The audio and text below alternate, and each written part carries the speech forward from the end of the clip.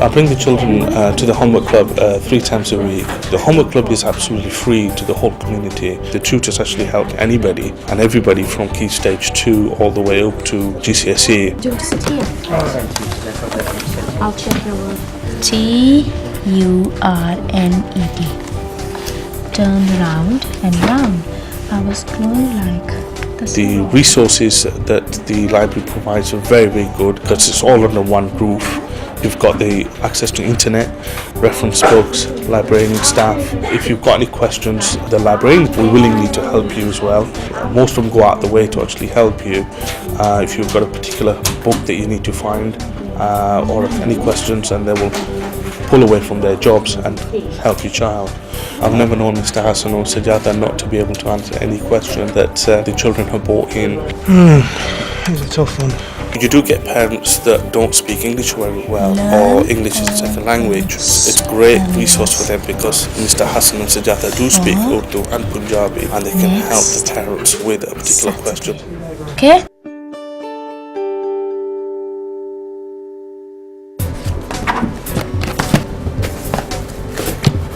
We have a box each so that we have the books we want, and we get the big print because it's better for our eyes now, you see. You pick out what they've selected for you, but you find that they're more or less what you pick yourself if you're to go to the library. The housebound service is the best thing that's entered our lives, really, because we can have the books delivered here and you have as many as you want, and they come back and take them back for you. The point was we took it over because we couldn't carry the books from the library. My hours are getting longer. And it's really convenient, a marvellous service, and the people are all friendly. Hello, good morning. These are large print ones for Mr. Heath, and Yeah. these are for you. Large print ones too.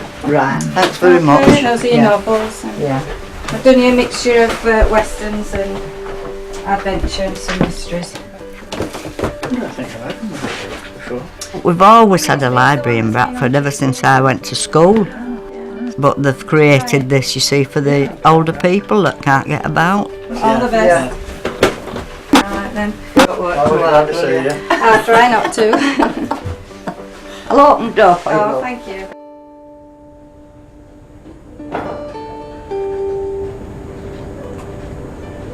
Bradford Libraries are part of the People's Network Enquire service. It's a live 24/7 reference service. It's similar to using chat rooms or instant messaging. Any member of the public can use any PC from anywhere to ask a question, and there will be a trained member of library staff at the other end to answer it, either in real time or via email. The resources of the library are huge and immense, and we've also got the added bonus that we can use the internet.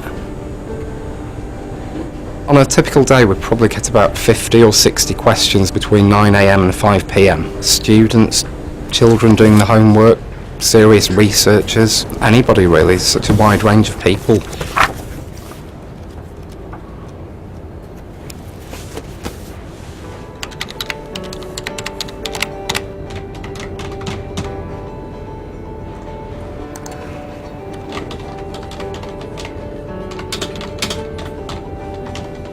The huge advantage of this is that there are trained library staff at the other end able to answer the questions, so the public can actually use our service from the comfort of their own home.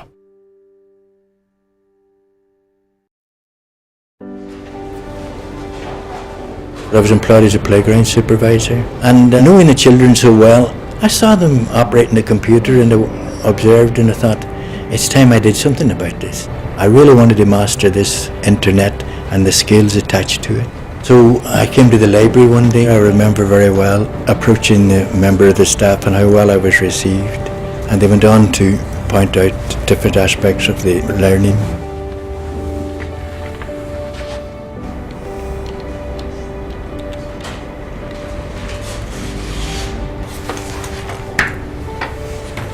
Could you come to my assistance for a second, please? Okay. If you go along there, I'll be there with you. Thank you. Thank you. How can I help you? Yeah, well, as you see here, I'm doing this poster, moving house. Okay. Which picture were you wanting to use? home and family. As time advances, there will come a time when I won't be mobile and you may not be able to get to see your family. Then if you've got these necessary skills, you can turn to my computer and you can ask them how they are, whichever part of the world they're in. And then you have all the essential services like chemists, prescriptions, and they do deliver them today. Also supermarkets deliver.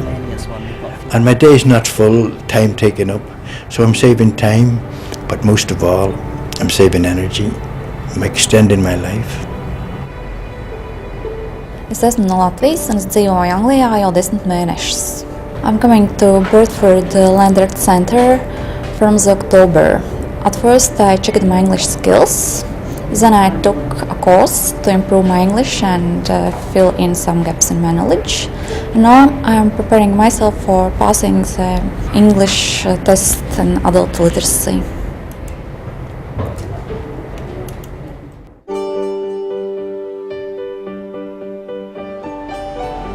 When my dad was born in the early 1900s, he didn't have his mum around very long because she died when he was quite a baby. And so I came to the library to research my grandma. I got a leaflet which explained what to do, and so I realised that grandma, who was called Ada Brooke, would be around in Idle in the 1880s.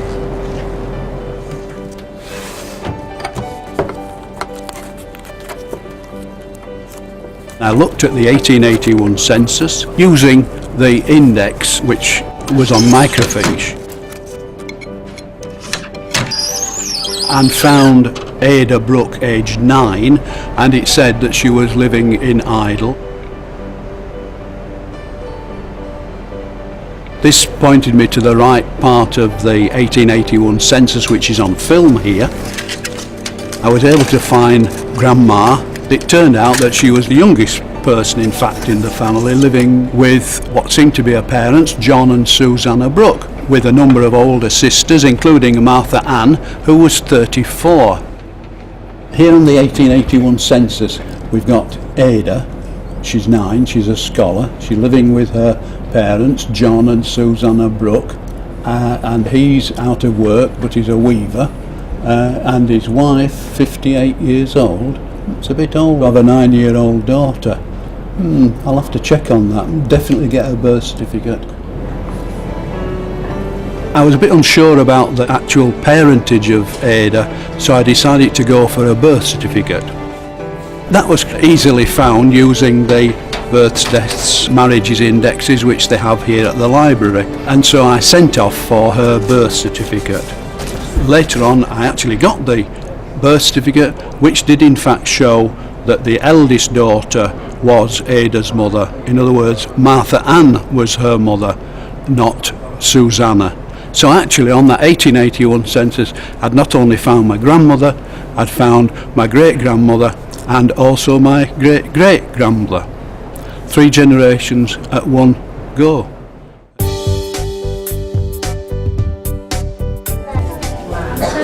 We bring our children for the story time with Brenda. We've been coming about 2 years about now. 2 years, yeah. It teaches them to sit and listen to a story before they start nursery school. Number 1, tickle your tum. Come on then, tickle your tums. Where's your tums? Come on. Oh, all your tums. That's it. Number 3, touch your knees. Where's your knees? Yes. Number 6, wiggle your hips. Can you wiggle your hips like this? Come on, let's see a big wiggle. I can do it. Yeah. Some really good wigglers here, haven't we? We're going to make something now. Now I want you to there's only a few stickers, so you've got to pick which you want. Mummies can help you stick it on. Have a look, see what we've done. Just peel the back off and then stick it on your shoe.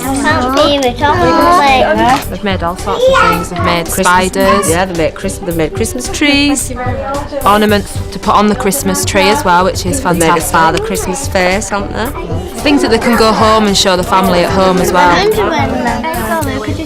gets us mums to meet people and to get out of the house, and it also gets the children to, you know, mingle with other children and to start sharing. It doesn't cost anything. All these activities, nothing, it's all free. So it doesn't matter how many children you bring, does it? No. If there was a limit or there was a payment we had to pay, we'd pay it because we just think it's a really good service.